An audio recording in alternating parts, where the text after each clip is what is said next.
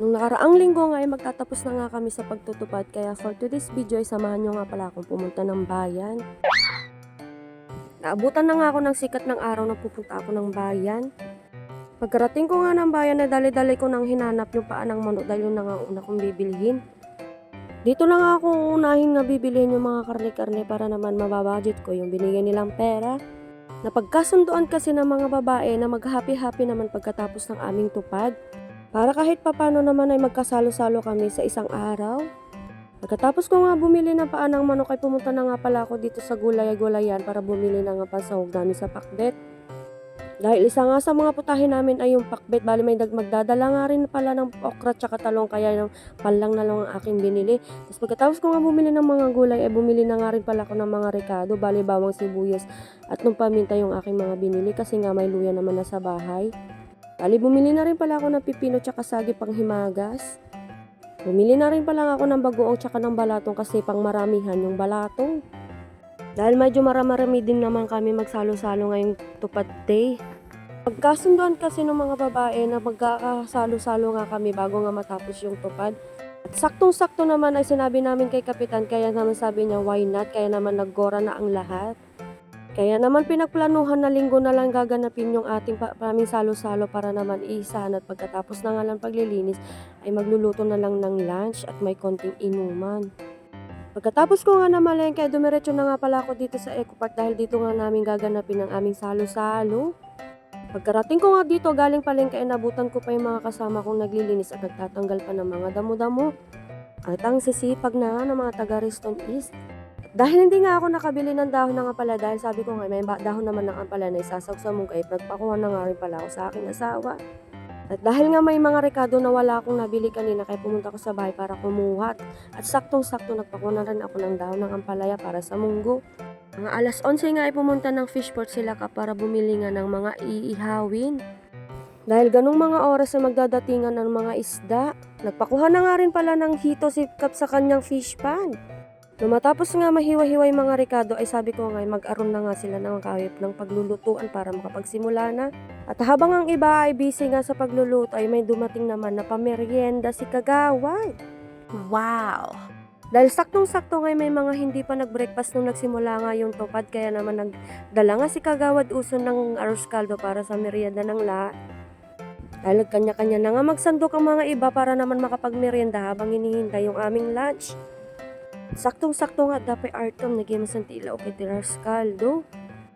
Habang ang iba ay nagme-merienda, yung iba naman ay nagluluto. Nagsaing na nga sila ng bigas para naman sabay-sabay. Tatlo na nga yung ginawa nilang lutuan. At kanya-kanya na nga rin ang pagluluto. Dahil nahiwa-hiwa na nga ang lahat ng mga rekado ay pwede na nga magsimulang magluto. Habang hinihintay nga maluto yung mga kakainin namin ay nagpicture-picture muna ang mga tupad. Tupad member. Hinugasan na nga ng timinda yung mga gulay na gagamit at lulutuin na pang pakbet dahil malapit-lapit na nga magisa yung karne. Hindi na nga pala ako bumili dyan ng kamatis dahil sobrang mahal naman yung kamatis. Kaya binigay na lang ng Tijun yung nakalata na kamatis dahil pwede naman. Pinagsabay na nga ng mga person ang pagmemerienda at pagluluto. Habang busy ang mga person sa pagluluto, yung mga ibang person naman ay nagbusy sa pagbubuhat ng lumang rim. Inalis at nilipat na nga rin pala yung rim para hindi naman pasay-pasali dito sa Corcharis. At dahil nga nasarapan nga kami sa niluto nila nung isang araw na ginataang dahon ng kamuting kahoy, ay may nagbaon nga pala ng kamuting kahoy, ay stig dahon ng kamuting kahoy. Nagamas gamjors dati ginataang nga kastoy. Maya-maya na nga ay naluto na nga yung pakbet dahil nga gulay mabilis lang naman maluto. After nga niyan ay kumukulo-kulo na nga rin yung balatong. Nung makita ko nga yung kanin ay medyo manakosal nga sa ibabaw kaya tinanggal nila yung nasa ibabaw. Tapos yung mga naluto ay nilipat nila sa malaking kaldero dahil nga kulang daw yung kanin. At yung mga girls naman ang nagsaing ng kanin. At maya-maya konti pwede na nga ilagay yung ampalaya dito sa balatong kaya nilagay na namin yung dahon. Pagkatapos nga maluto yung balatong at nung bakbet ayan sinunod na nga nilang mag-aron ng uging para magtuno sila ng isda. At nakatoka nga yung mga mag-iihaw kaya iba-iba yung nakikita yung mga nagluluto kaya naman sila yung magluluto ng mga isda at magtituno. Dahil matagal mapalambot itong Adidas, ayan, dinala na nga ni Kumari to sa bahay nila para doon na nga lutuin at iluluto na nga yan sa pressure cooker.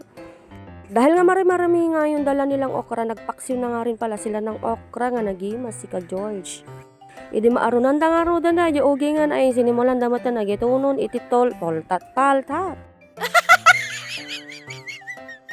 Damdaman basito na dan sumampot-mot yung pagatang da nga ara ka, na damot basi nga pagsasangwan.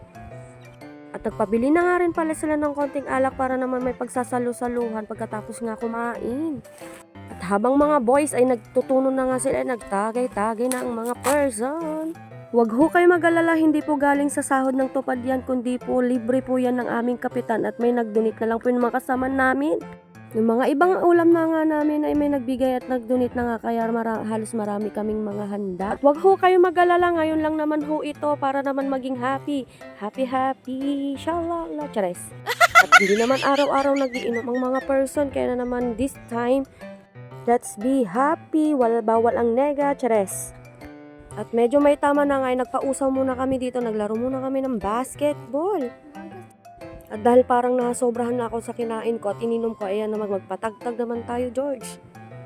At tumitira ng 3 si Campos, ay siniblas ka pala, Campos lang kasi nakasulat sa aking damit. Tawas, sablay. At nakailang ulit nga ako ng pagsushoot at naisip ko hindi nga pala ako shooter at hindi ako pinanganak na basketballista. Kisti Sabana.